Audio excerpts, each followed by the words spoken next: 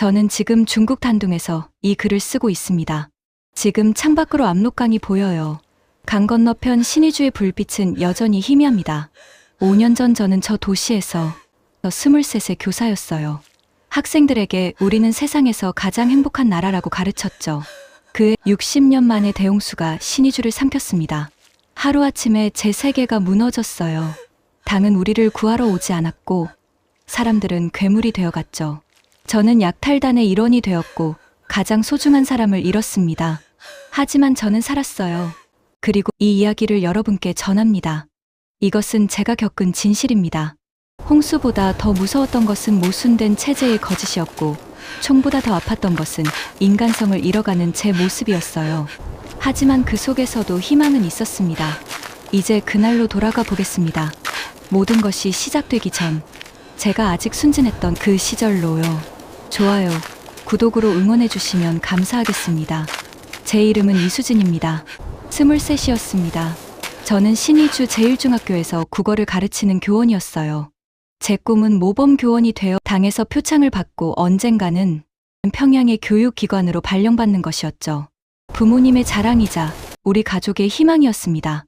매일 아침 6시면 일어나 당 기관지를 읽고 7시에는 학교로 향했어요. 학생들에게 위대한 수령님의 교실을 가르치고 혁명 가요를 함께 불렀습니다. 저는 제가 배운 대로 우리 공화국이 세상에서 가장 훌륭한 체제라고 믿었어요. 믿으려고 했었습니다. 교원이라는 직업은 신의주에서 나쁘지 않은 자리였어요. 배급은 일반 주민들보다 조금 나았고 사회적으로도 존중받는 위치였죠. 하지만 아버지는 신의주 방직공장 노동자였고 어머니는 집에서 몰래 두부를 만들어 시장에 팔았습니다. 동생은 17살로 제가 가르치는 학교의 학생이었죠. 우리는 압록강변의 낡은 집에서 3대가 함께 살았습니다. 할머니까지 5 식구였어요. 저는 매일 교실에서 학생들에게 말했습니다. 우리는 세상에서 가장 행복한 나라에 살고 있습니다. 자본주의 나라 인민들은 굶주리고 있지만 우리는 당의 은덕으로 풍족하게 살고 있습니다. 하지만 제 눈앞의 학생들은 점점 야위어 갔어요. 겨울이 되면 난방이 안 되는 교실에서 학생들은 털모자를 쓴 채 수업을 들었죠. 어느 날 제일 앞자리에 앉던 명욱이라는 학생이 수업 중에 쓰러졌습니다. 영양실조였어요. 저는 제 도시락을 아이에게 먹였습니다. 하지만 그게 전부였죠. 저는 아무것도 바꿀 수 없었어요. 다만 정해진 교육 과정을 가르치고 당의 방침을 전달하는 것뿐이었습니다. 압록강변에서 자란 저는 어릴 때부터 강 건너편 중국 단둥의 불빛을 보며 자랐어요. 밤이 되면 단둥 쪽은 환하게 불이 켜졌고 우리 쪽은 어두웠죠. 할머니는 그럴 때마다 말씀하셨습니다. 저쪽은 자본주의라 전기를 낭비하는 거란다. 우리는 절약하는 거고. 저는 할머니 말씀을 믿었어요. 믿고 싶었습니다. 명절이 되면 할머니가 해주시던 떡국 맛을 아직도 기억합니다. 쌀이 귀해서 떡은 몇 조각 안 가족이 함께 모여 라디오를 들으며 웃던 저녁이 좋았어요. 그게 제가 알던 행복의 전부였습니다. 2024년 신의주의 여름은 평소와 다르지 않았어요. 학교에서는 농촌 지원동원 준비가 저는 학생들에게 조국을 위해 일하는 것이 가장 큰 행복이라고 가르쳤죠. 하지만 제 마음속 어딘가에서는 작은 의문이 자라고 있었습니다. 명욱이가 다시 쓰러졌을 저는 깨달았어요. 제가 가르치는 말과 현실 사이에 틈이 있다는 것을요. 하지만 그 생각은 위험했습니다. 교원인 제가 해서는 안 될 생각이었죠. 저는 고개를 저으며 그 생각을 밀어냈어요. 그날 저녁 집에 돌아가는 압록강변을 걸으며 문득 이상한 생각이 들었습니다. 만약 제가 강을 건너면 어떻게 될까? 저쪽에서는 명욱이 같은 아이가 쓰러지지 않을까? 하지만 저는 곧 고개를 저었어요. 그런 생각은 배신이었으니까요. 집에 도착하자 어머니가 두부를 부치고 계셨어요. 할머니는 라디오를 들으며 졸고 동생은 책을 읽고 있었습니다. 평범한 저녁 풍경이었죠. 아버지는 야간 작업반이라 집에 없었어요. 수진아, 밥 먹어. 어머니가 상을 차려주셨습니다.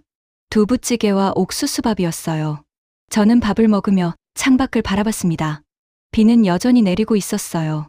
할머니, 비가 언제 그칠까요? 제가 물었습니다. 할머니는 라디오에서 귀를 떼지 않으셨어요. 라디오에서는 아무 말도 안 하는구나. 이상하네. 할머니의 목소리에도 불안이 묻어났습니다. 7월 15일 저녁, 저는 학교 회의를 마치고 집으로 돌아가는 길이었습니다. 빗속을 걸으며 압록강 쪽을 바라봤어요. 평소보다 물소리가 훨씬 크게 들렸습니다. 강변 근처를 지나갈 몇몇 주민들이 모여 있는 것을 봤어요. 물이 제 방까지 차올라 당에서는 뭐라고 했어. 아무 말도 없대. 사람들의 목소리에는 두려움이 가득했습니다. 저는 빨리 집으로 돌아가고 싶었어요. 하지만 발걸음은 무거웠습니다. 혹시 정말 위험한 건 아닐까? 우리 가족은 괜찮을까? 집에 도착했을 가족들은 모두 모여 있었어요. 아버지도 일찍 퇴근하셨습니다. 당에서 뭐라고 했어? 어머니가 물었습니다. 아버지는 고개를 저으셨어요. 아무 말도 없어. 그냥 평소처럼 일하래. 그날 저는 잠을 이룰 수 없었습니다. 창밖으로 압록강 물소리가 점점 커지는 것 같았어요. 빗소리와 뒤섞여 마치 무언가가 다가오는 듯한 소리였습니다.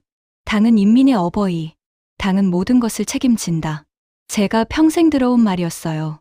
하지만 그날 그 말이 왠지 허공에 떠도는 것 같았습니다. 새벽 저는 창문을 열어봤어요. 비는 여전히 내리고 멀리서 압록강 물소리가 들렸습니다. 그 소리는 평소와 달랐어요. 마치 무언가를 경고하는 듯한 소리였죠.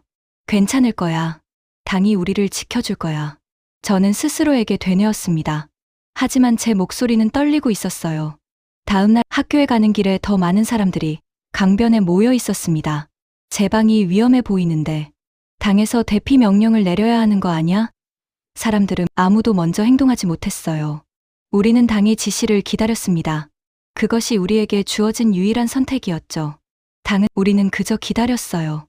당의 지시를 믿고 기다렸습니다. 하지만 제 마음속 어딘가에서는 알고 있었어요. 무언가 잘못되고 있다는 것을요. 그리고 그 예감은 틀리지 않았습니다. 2024년 7월 26일 새벽 3시쯤이었을 것입니다. 거대한 굉음과 함께 집이 흔들렸어요. 저는 잠에서 깨어 벌떡 일어났습니다. 밖에서 들려오는 소리는 비가 아니었죠.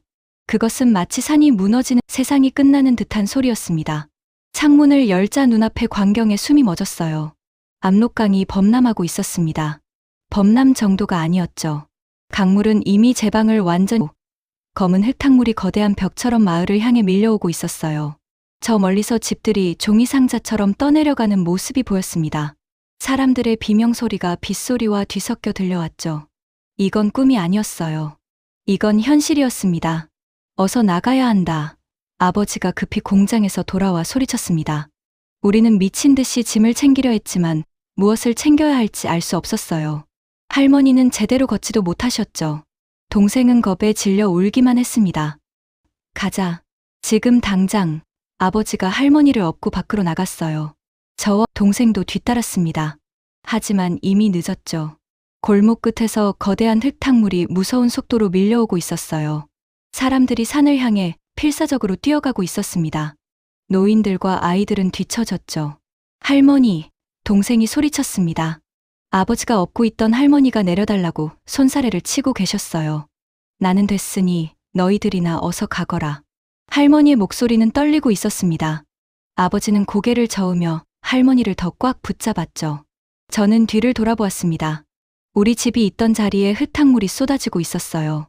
이웃집 김동문의 집이 물에 휩쓸려 무너지는 순간을 보았죠. 그 안에 사람이 있는지 없는지 알 수 없었습니다. 제 눈앞에서 40년간 서 있던 건물들이 성냥갑처럼 쓰러져 갔어요. 우리는 간신히 산비탈에 도착했습니다. 뒤돌아본 신의주는 더 이상 제가 알던 도시가 아니었어요. 도시의 절반이 물에 잠겨 있었죠. 강변 지역은 완전히 사라져버렸습니다. 사람들의 울음소리와 구조를 요청하는 외침이 사방에서 들려왔어요. 하지만 아무도 오지 않았습니다. 군인들도 오지 않았어요. 우리는 그저 산비탈에 주저앉아 울기만 했습니다. 날이 밝자 참혹한 광경이 드러났어요. 수천 채의 집이 무너지거나 떠내려갔습니다. 곳곳에서 시신들이 발견되었죠. 저는 학교가 있던 방향을 바라보았습니다. 그곳도 물에 잠겨 있었어요. 제 학생들은 무사할까? 명욱이는? 다른 아이들은? 산비탈 여기저기서 사람들이 실종된 가족을 찾아 헤맸습니다. 철수야, 철수야. 한 어머니가 목이 쉬도록 아이 이름을 불렀어요. 10살짜리 아이가 물에 휩쓸려 갔다고 했습니다. 그 어머니는 밤새 물가를 헤매다가 결국 쓰러졌어요. 저희 옆에는 박씨 할머니가 계셨습니다. 80이 넘으신 분이었죠. 할머니는 손자를 찾고 계셨어요. 우리 석이 7살밖에 안 됐는데 물을 무서워했단 말이야. 할머니의 주름진 손은 계속 떨리고 있었습니다.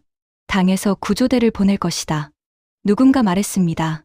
사람들은 고개를 끄덕였죠. 우리는 믿고 싶었어요. 당이 우리를 구해줄 것이라고. 하지만 하루가 지났습니다. 아무도 오지 않았어요. 박씨 할머니는 여전히 물가를 헤매고 계셨습니다. 저와 어머니가 할머니는 고개를 저으셨어요. 내가 서기를 찾아야 해. 내가 손자를 지켜야 한단 말이야. 할머니의 목소리는 점점 작아졌습니다. 이틀이 지났습니다. 여전히 아무도 오지 않았어요. 사람들은 라디오를 켜봤지만 침묵뿐이었습니다. 방송은 없었어요. 평양에서는 아무 소식도 들려오지 않았습니다. 마치 우리가 존재하지 않는 신의주가 사라진 것처럼요. 어느 아버지가 소리쳤습니다. 우리가 직접 구조해야 합니다. 당을 기다릴 수 없어요. 하지만 사람들은 움직이지 못했어요. 당의 허락 없이 움직이는 것은 위험했으니까요. 평생 그렇게 배워왔으니까요. 그날 저는 할머니가 물가에 주저앉아 계신 것을 봤습니다. 가까이 다가가자 할머니가 무언가를 꽉 쥐고 계셨어요. 손자의 신발 한 짝이었습니다. 작고 낡은 고무신이었죠. 우리 서기를 찾았단 말이야. 할머니는 그 신발을 가슴에 안고 울었습니다. 저는 아무 말도 할 수 없었어요. 그저 할머니 옆에 앉아서 함께 울었습니다. 이틀째 우리 할머니가 갑자기 쓰러지셨습니다. 홍수의 충격과 산비탈의 추위를 견디지 못하신 거였어요. 아버지가 할머니를 안았습니다. 어머니, 어머니. 할머니는 가까스로 눈을 뜨셨어요. 미안하구나. 내가 너희들 짐이 되어서. 어머니가 할머니 손을 꽉 잡았습니다. 무슨 말씀을. 저희 때문에 이렇게. 할머니는 제 손을 잡으셨어요. 차갑고 떨리는 손이었습니다.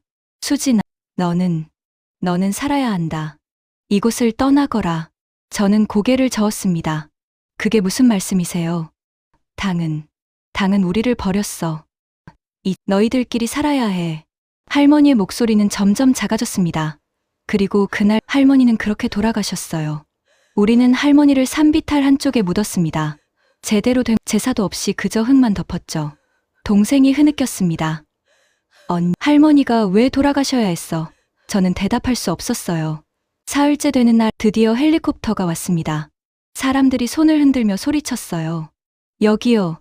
여기 사람 있어요. 하지만 헬리콥터는 몇 사람만 태우고 떠났습니다. 대부분 당 간부 가족들이었어요. 일반 주민들은 여전히 산비탈에 남겨졌습니다. 한 어머니가 울부짖었어요. 우리도 인민입니다. 우리도 구해주세요. 하지만 헬리콥터는 돌아오지 않았습니다. 식량도 오지 않았어요. 라디오는 방송은 없었습니다. 우리는 그저 산비탈에 앉아서 기다렸죠. 누군가 기적이 일어나기를 기다렸습니다. 사흘째 되는 날 저는 물이 빠진 곳을 따라 우리 집이 있던 자리로 내려갔습니다. 그곳에는 아무것도 남아있지 않았어요. 40년간 우리 가족이 살았던 집은 흔적도 없이 사라져 있었죠. 저는 진흙 속에서 동생의 교과서 한 권을 발견했습니다. 물에 젖어 글자를 알아볼 수 없었어요. 그 순간 깨달았습니다. 당은 우리를 구하러 오지 않을 것이라고. 올 수 없다는 것을요. 우리가 배운 당은 모든 것을 책임진다는 말들이 거짓이었다는 걸요. 재난 앞에서 체제도 아무런 힘이 없었습니다. 저는 그 자리에 주저앉아 울었어요. 할머니를 집을 잃은, 하지만 무엇보다도 제가 평생 믿어온 모든 것이 무너지는 충격에 울었습니다. 교원으로서 학생들에게 가르쳤던 모든 말들이 거짓이었다는 자책감에 울었어요. 산비탈로 돌아오는 길에 저는 여러 시신을 보았습니다. 대부분 노인과 아이들이었어요. 그 중에는 제 학생도 있었죠. 명욱이었습니다. 그 아이는 영양실조로 힘이 없어 도망치지 못했던 겁니다. 저는 진흙투성이가 된 아이의 작은 손을 잡았어요. 이미 차갑게 식어 있었습니다. 아이의 얼굴은 평온했어요. 고통스럽지 않았기를 바랐습니다. 명욱이의 주머니에서 무언가가 보였습니다. 저는 조심스럽게 꺼내봤어요. 구겨진 종이 한 장이었습니다. 연필로 삐뚤빼뚤 쓴 글씨가 보였죠. 선생님께, 저는 선생님을 존경합니다. 선생님처럼 훌륭한 사람이 되고 싶어요. 하지만 저는 요즘 너무 배가 고파요. 수업 시간에 집중할 수가 없어요. 우리는 정말 행복한 나라에 살고 있나요? 명욱 올림. 저는 그 편지를 읽으며 소리내어 울었습니다. 명욱이는 제게 묻고 싶었던 거예요. 진실을 알고 싶었던 겁니다. 하지만 저는 대답하지 못했어요. 대답하지 않았습니다. 체제가 교원이라는 자리를 잃을까봐 두려워서요. 명욱, 미안해. 선생님이 미안해. 저는 아이의 차가운 손을 꽉 잡았습니다. 내가 물었을 때 선생님이 진실을 말해줬어야 했는데. 미안해. 박씨 할머니가 손자 서기를 찾아 헤매는 모습이 보였습니다. 할머니는 여전히 그 작은 신발을 가슴에 안고 계셨어요. 서기야. 할미가 왔다. 할미가 데리러 왔어. 저는 명욱이의 편지를 조심스럽게 접어서 품에 넣었습니다. 그리고 아이에게 말했어요. 선생님이 이제 진실을 말할게. 우리는 행복하지 않았어. 우리는 속았던 거야. 하지만 선생님은 이제 더 이상 거짓말하지 않을게. 약속할게. 그날 저는 교원 이수진으로서 죽었어요. 그리고 진실을 마주한 사람으로 다시 태어났습니다. 명욱이의 편지는 지금도 제 곁에 있습니다. 제가 왜 이 이야기를, 왜 진실을 말해야 하는지를 일깨워주는 편지입니다. 산비탈의 이재민 천막초는 지옥이었습니다. 수천 명의 사람들이 찢어진 천막과 비닐 조각 아래에서 비를 피하고 있었어요. 아이들의 울음소리와 부상자들의 신음소리가 밤낮 없이 계속되었죠. 저는 가족과 함께 다른 세 가족과 천막 하나를 나눴습니다. 며칠이 지나자 식량이 문제가 되기 시작했어요. 당에서는 복구 작업을 하라는 명령만 내렸죠.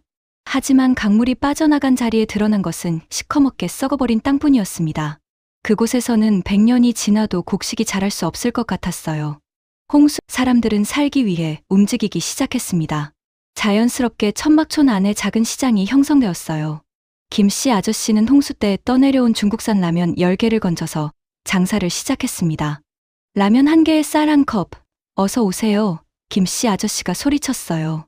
저는 다가가서 말했습니다. 그거 물에 젖었잖아요. 김씨는 웃으며 대답했죠. 말려서 먹으면 되는데 뭐. 쌀이 귀한 줄 알아? 옆에서는 박씨 할머니가 천막 미용실을 운영하고 계셨어요. 머리 한번 자르는데 담배 3개비, 가위는 홍수에서 건진 녹슨, 거울은 깨진 조각이었습니다. 제 동료 교사가 물었어요. 제가 교원인데. 할머니는 단호하게 대답하셨죠. 교원이고 여기선 다 똑같아.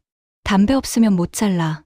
일주일이 지나자 천막촌에도 작은 웃음이 생기기 시작했습니다. 홍수로 가족을 잃은 청년 철수와 처녀 명희가 옆 천막에서 살게 되었어요. 철수는, 명희는 25이었죠. 처음 만난 날부터 웃긴 일이 벌어졌습니다. 철수가 천막 앞에서 빨래를 널고 바람에 명희의 속옷이 날아와 철수 얼굴에 딱 붙었어요. 아이고, 철수가 깜짝 놀라 명희는 얼굴이 새빨개져서 달려왔습니다. 죄송합니다. 주변 아줌마들이 킥킥거렸어요. 저 젊은이들 봐. 벌써 속옷까지 나눴으나? 철수는 손사래를 치며 말했죠. 동무들, 이건 바람이. 하지만 소문은 이미 천막촌에 퍼졌습니다. 며칠 철수가 귀한 옥수수 1개를 구했어요. 그걸 몰래 명희에게 주려고 명희 천막 앞에 놓고 달아났죠. 하지만 철수는 천막을 잘못 찾아갔습니다. 60대 박씨 할머니 천막이었어요. 다음 날 박씨 할머니가 천막촌을 돌아다니며 소리쳤습니다. 누가 나한테 옥수수를 놓고 갔어. 고맙긴 한데 누군지 알아야 감사 인사를 하지. 철수는 얼굴이 빨개져서 명희는 영문도 모른 채 배를 움켜잡고 웃었어요. 진짜 웃긴 건 그 다음이었습니다. 철수가 용기를 내서 명희에게 다가갔어요. 동무가 좋습니다. 명희가 물었죠. 뭐가 좋다는 겁니까? 철수는 당황해서 말했어요. 동무 천막이 좋습니다. 명희가 피식 웃었어요. 우리 천막 비가 새는데요? 철수는 얼굴이 토마토처럼 빨개졌습니다. 그럼 제가 고쳐드리겠습니다. 그날부터 철수는 명희 천막 지붕을 고치는 척하며 매일 명희 옆을 맴돌았어요. 아줌마들이 수군거렸습니다. 저 청년 봐라. 사흘째 지붕 고친다고 하는데 아직도 안 끝났어. 사랑에 빠졌나 봐. 어느 날 철수가 명희에게 선물을 줬습니다. 홍수잔해에서 찾은 녹슨빛이었어요. 이걸 드리고 싶어서. 명희는 그 빛을 받아들고 울었습니다. 고맙습니다. 홍수 후로 머리를 못 빗었는데 그날 철수가 드디어 용기를 냈습니다. 천막촌 사람들을 모아놓고 말했어요. 동무들, 제가 오늘 명희 동무에게 청혼하겠습니다. 사람들이 웅성거렸죠. 드디어 우리 천막촌 첫 결혼이네. 철수가 명희 앞에 무릎을 꿇었습니다. 명희, 나랑 결혼해 여기 집도 돈도 먹을 것도 없지만. 명희가 웃으며 물었어요. 그럼 뭐가 있습니까? 철수가 진지하게 대답했습니다. 제 마음이 있습니다. 그리고 동무 천막 지붕 고치는 기술도 있습니다. 사람들이 폭소를 터뜨렸어요. 명희도 눈물을 흘리며 웃었습니다. 동무. 천막촌 사람들이 박수를 쳤습니다. 누군가 소리쳤어요. 축의금 내야지. 축의금은 쌀 담배 한 개 빚씩이었어요. 어떤 할아버지는 구멍난 양말을, 어떤 아줌마는 녹슨 숟가락을 주셨죠. 김씨 아저씨가 물에 젖은 라면 하나를 꺼냈습니다. 이거 신혼 첫날 밤에 둘이 나눠 먹어. 철수가 라면을 받아들고 감격했어요. 이걸 어떻게 받습니까? 김씨가 웃었죠. 나도 결혼할 때 라면 받았어. 저는 주례를 섰습니다. 우리가 이런 어려운 사랑은 계속되어야 합니다. 철수, 명희 축하합니다. 사람들이 함성을 질렀어요. 박씨 할머니가 눈물을 흘리며 말했습니다. 우리 손자 생각나네. 하지만 젊은이들이 행복해야 하니 할미도 기분이 좋구나. 천막촌에서 가장 웃었던 날이었어요. 그날 철수와 명희의 천막에서 웃음소리가 들렸습니다. 이 라면 어떻게 끓입니까? 물도 없는데. 우리 그냥 씹어 먹을까요? 둘은 물에 젖은 라면을 씹어 먹으며 웃었어요. 하지만 바로 옆 천막에서는 누군가 조용히 숨을 거두고 있었습니다. 웃음과 죽음이 공존하는 그곳이 천막촌이었습니다. 저는 존경하던 김 교수님을 다시 만났습니다. 65평생 주체 사상을 가르치시던 분이었죠. 그분이 흙바닥에 엎드려 풀뿌리를 캐고 계셨어요. 불과 몇 주 전만 해도 강단에서 당의 위대함을 설파하시던 분이었습니다. 교수님, 제가 다가가자 교수님은 고개를 드셨어요. 그분의 눈빛에는 수치심과 절망이 가득했습니다. 수진, 이게 우리가 가르쳤던 세상인가? 교수님의 목소리는 떨리고 있었죠. 저는 아무 말도 할 수 없었어요. 며칠 후 교수님이 저를 조용히 부르셨습니다. 나 여기서 죽고 싶지 않네. 강 건너고 싶어. 저는 놀라서 물었어요. 그게 무슨 말씀이세요? 교수님은 중국을 말씀하시는 거였어요. 평생 당을 믿었지만 이건 아니야. 하지만 교수님은 결국 탈출하지 못했습니다. 일주일 후 병으로 돌아가셨어요. 저는 교수님 임종 앞에서 말했습니다. 제가 대신 가겠습니다. 드디어 당에서 구호 식량이 도착했습니다. 하지만 양은 턱없이 부족했어요. 1인당 옥수수 한 줌. 배급줄에 사람들이 몰려들며 아비규환이었습니다. 새치기 하지 마. 내가 먼저 왔다고. 우리 애가 굶고 좀 더 줘. 배급 담당 간부가 뇌물을 요구했습니다. 담배 있으면 조금 더 줄 수 있는데. 한 아저씨가 주먹을 휘둘렀어요. 이 새끼가 지금, 간부는 소리쳤죠. 보이부 부른다. 저는 배급 받으려다 밀려서 못 받았습니다. 그날 밤 옆 천막 할머니가 몰래 옥수수 몇 알을 나눠주셨어요. 드세요.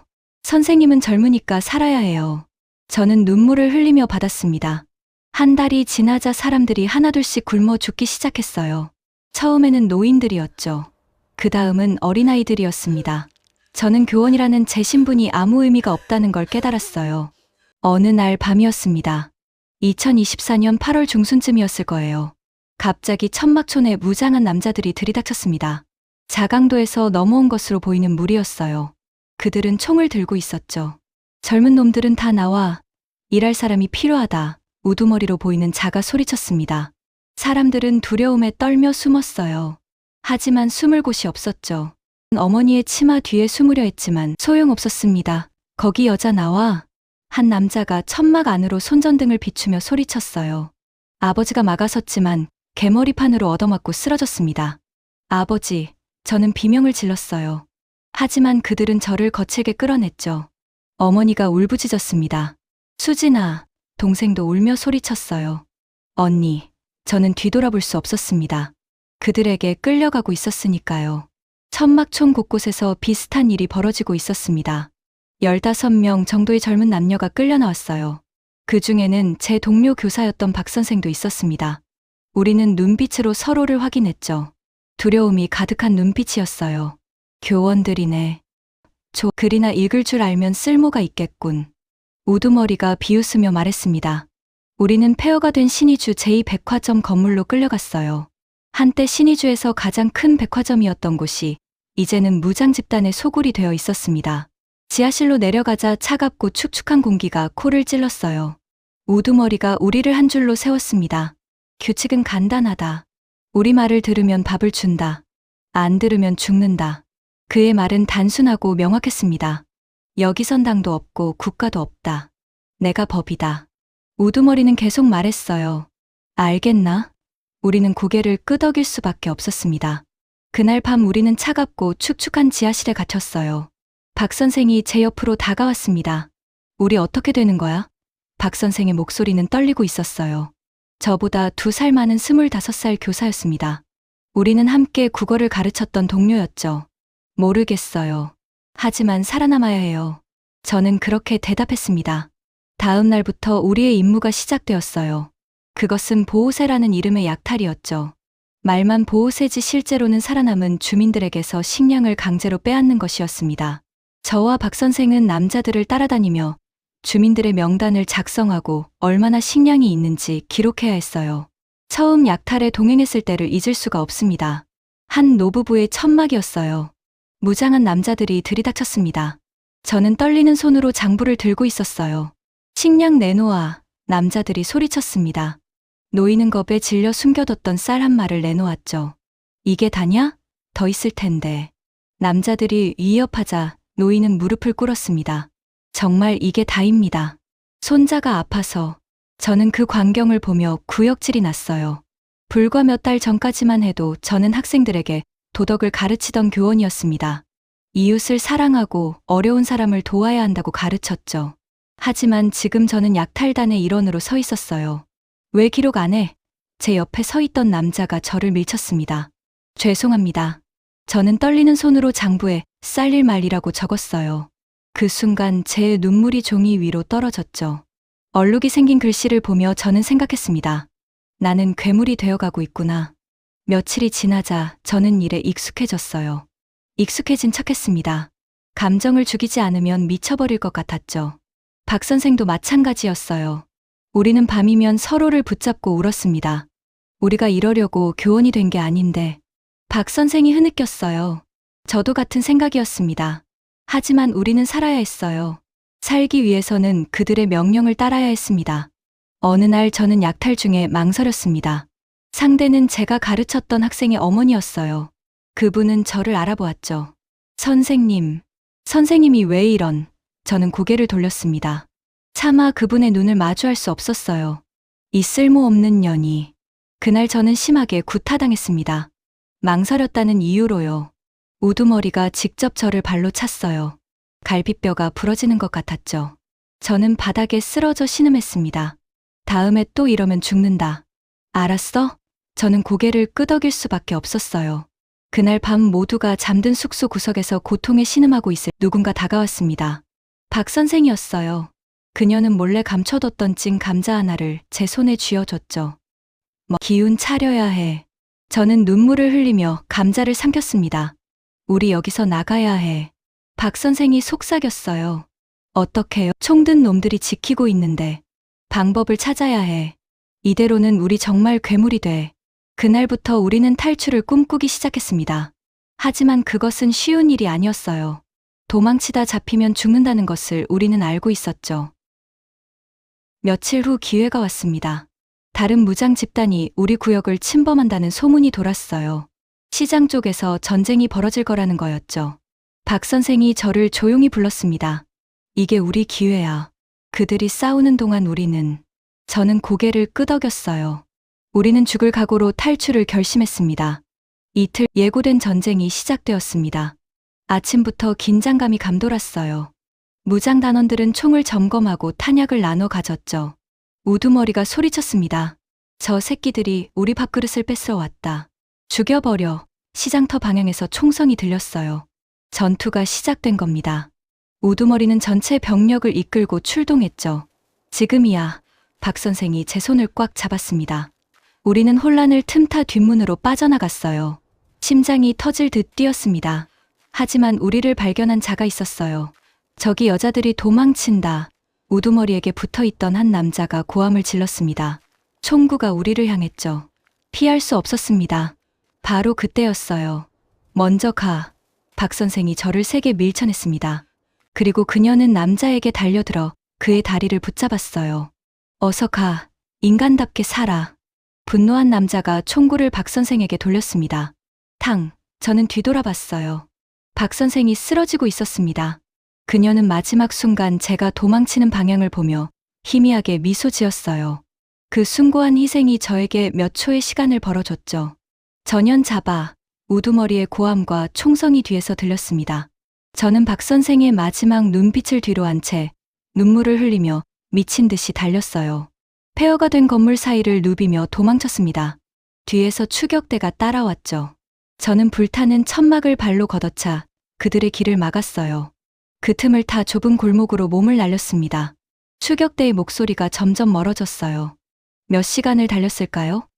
저는 박 선생이 알려준 북쪽 강상류에 도착했습니다. 계절은 이미 2024년 겨울이었어요. 압록강은 얼음으로 뒤덮여 있었죠. 강 건너편 중국 땅은 불빛 하나 없이 그것이 저의 유일한 희망이었습니다. 그때 뒤에서 손전등 불빛이 보였어요. 추격대가 끈질기게 쫓아온 겁니다. 저기다, 잡아라. 저는 더 이상 망설일 수 없었습니다. 얼음장 같은 강물로 뛰어들었어요. 수천 개의 바늘이 온몸을 찌르는 듯한 고통이었죠. 물속에서 제 의식이 흐려질 때마다 박 선생의 마지막 말이 들렸습니다. 인간답게 살아. 그 목소리가 저희 마비된 팔을 움직이게 했어요. 한 번만 더. 저는 필사적으로 어둡고 보이지 않는 중국 땅을 향해 헤엄쳤습니다. 정신을 차렸을 때 저는 중국 땅에 누워 있었어요. 온몸이 얼어붙어 움직일 수 없었습니다. 누군가 제 옆에 서 있었죠. 중국어로 뭐라고 말하는 것 같았습니다. 저는 다시 의식을 잃었어요. 눈을 떴을 때는 낯선 방이었습니다. 조선족 할머니가 제 이마에 젖은 수건을 올려놓고 계셨어요. 깨어났구나. 거우 살았네. 할머니는 한국말을 했죠. 감사합니다. 저는 간신히 말했습니다. 할머니가 따뜻한 죽을 떠먹여 주셨어요. 얼마나 고생했노. 압록강을 헤엄쳐서 왔다며? 며칠간 할머니 댁에서 회복했습니다. 할머니는 자식처럼 저를 돌봐주셨어요. 하지만 할머니가 말했습니다. 여기 오래 머물 수는 없어. 중국 공안의 단속이 심하단다. 너 잡히면 북한으로 송환된다. 일주일 저는 다시 떠나야 했습니다. 할머니가 작은 돈과 옷가지를 챙겨주셨어요. 조심해라. 단둥 쪽으로 가면 조선족들이 많아. 거기서 몸 숨기며 살아야 해. 중국에서의 삶은 또 다른 지옥이었습니다. 저는 신분증이 없는 유령이었어요. 낮에는 공사장에서 막노동을, 밤에는 공안의 눈을 피해 숨어 지냈죠.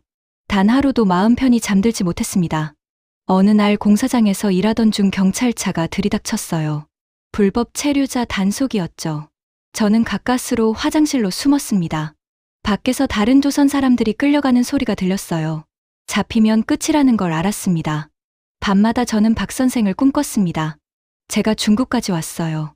하지만 여기도 무섭습니다. 꿈속에서 박 선생은 미소 지으며 말했어요. 수진아, 넌 잘하고 있어. 석 달. 저는 여러 도시를 떠돌며 숨어 지냈습니다. 언제 잡힐지 모르는 불안 속에서 하루하루를 버텼죠. 하지만 저는 포기하지 않았습니다. 박 선생의 희생을 헛되게 할 수 없었으니까요. 그리고 제 인생을 바꿀 만남이 찾아왔습니다. 2025년 저는 단둥에서 조선족이 운영하는 작은 식당에서 일하게 되었습니다. 설거지와 청소를 맡았어요. 신분증이 없어서 월급은 숨어 지낼 곳이 있다는 것만으로도 감사했습니다. 그곳에서 저는 그를 만났습니다. 32살의 조선족 청년이었어요. 할아버지가 6.25 때 중국으로 넘어온 2세대 조선족이라고 했죠. 한국말을 유창하게 중국말도 능숙했습니다. 첫 만남은 정말 웃겼어요. 제가 설거지를 하다가 그릇을 철수가 주방으로 들어오다 물 웅덩이에 미끄러져 넘어진 겁니다. 아이고, 철수가 바닥에 넘어지며 소리쳤어요. 저는 깜짝 놀라 손을 내밀었습니다. 죄송합니다. 괜찮으세요? 철수가 제 손을 잡고 일어나며 웃었어요. 괜찮아. 그런데 동무. 누나 북에서 왔구나? 제 말투를 듣고 알아챈 거였죠. 저는 순간 얼어붙었습니다. 들켰. 하지만 철수는 부드럽게 웃으며 말했어요. 걱정 마. 우리 할아버지도 북에서 왔어. 힘들겠네. 내가 도와줄게. 그의 순박한 미소에 저는 조금 마음을 놓았습니다. 며칠 철수가 식당 뒤편으로 저를 불렀어요. 뭔가 큰 비닐봉지를 들고 있었죠. 이거. 봉지를 열어보니 짜장면과 탕수육이 들어 있었습니다. 북한에서 못 먹어봤지? 이게 진짜 짜장면이야. 저는 눈물이 날 뻔했어요. 제가 어떻게 이걸. 철수가 손사래를 쳤습니다. 그냥 먹어. 우리 할아버지도 북에서 왔다니까. 같은 동포잖아. 그날 저는 생전 처음으로 진짜 짜장면을 먹었습니다. 눈물을 흘리며요. 그날부터 철수는 저를 챙겨주기 시작했습니다. 어느 날은 옷을, 어느 날은 신발을 주었어요. 누나 키가 우리 누나랑 비슷해서. 우리 누나가 안 입는 거 줬어. 철수는 항상 이런 식으로 핑계를 댔죠. 한 달쯤 지났을 공안 단속이 있었습니다. 식당에 경찰차가 들이닥쳤어요. 불법 체류자 신고 들어왔다. 저는 공포에 질렸습니다. 잡히면 북한으로 송환되는 겁니다. 바로 그때 철수가 제 손을 잡았어요. 이리 와. 그는 저를 주방 뒤 지하실로 끌고 갔습니다. 우리 집 지하실 있어. 걱정 마. 여기선 아무도 못 찾아. 저는 어둡고 축축한 지하실에 숨었어요. 위에서 경찰들이 수색하는 소리가 들렸습니다. 제 심장은 터질 듯 뛰었죠. 1시간쯤 지났을까요? 철수가 지하실 문을 열었어요. 이제 괜찮아. 저는 안도의 한숨을 쉬었습니다. 고맙습니다. 정말 고맙습니다. 저는 떨리는 목소리로 말했어요. 철수가 웃으며 말했습니다. 우리 동포끼리 도와야지. 그나저나 배고프지? 내가 만두 쪄올게. 그날 철수 어머니를 만났습니다. 60대 조선족 아줌마셨어요. 어머니가 저를 보시더니 눈물을 흘리셨습니다.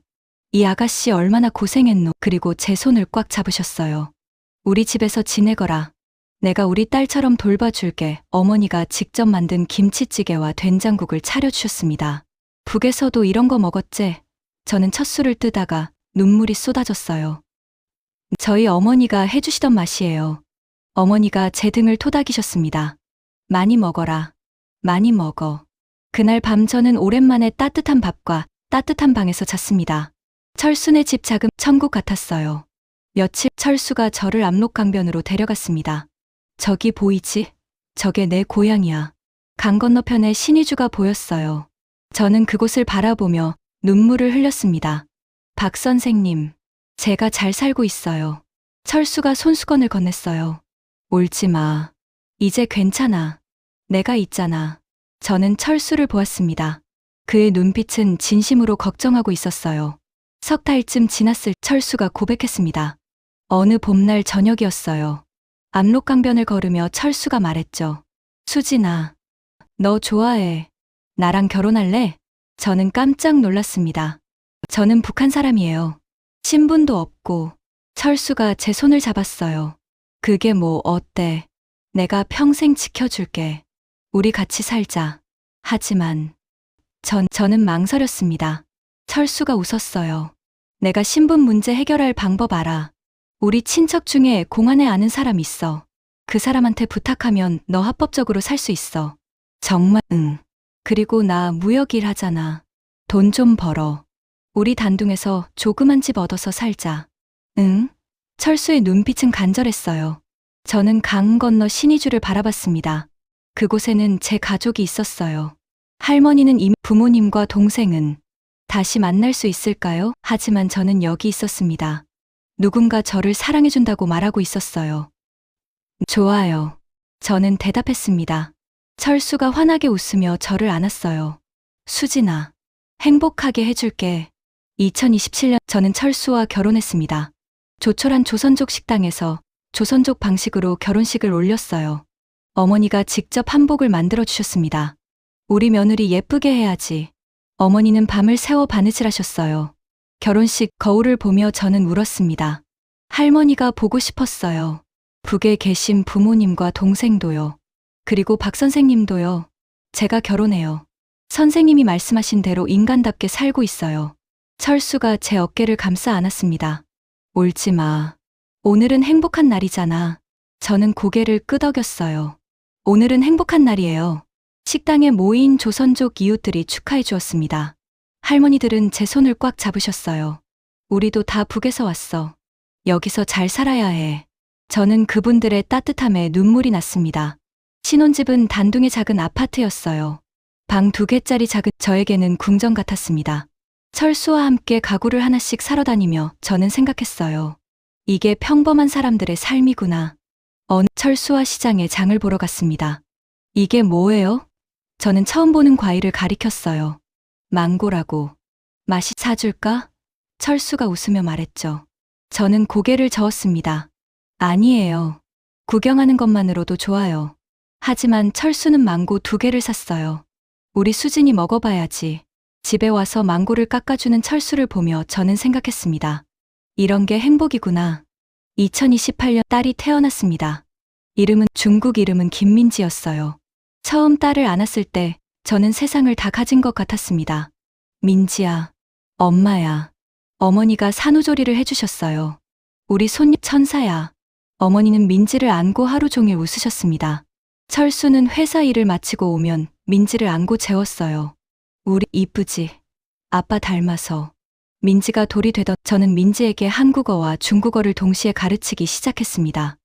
마마, 민지는 3가지를 다 배웠어요. 철수가 웃으며 말했죠. 우리 딸 3개 국어 하겠네. 민지를 재우고 철수와 함께 베란다에 앉았습니다. 멀리 압록강이 보였어요.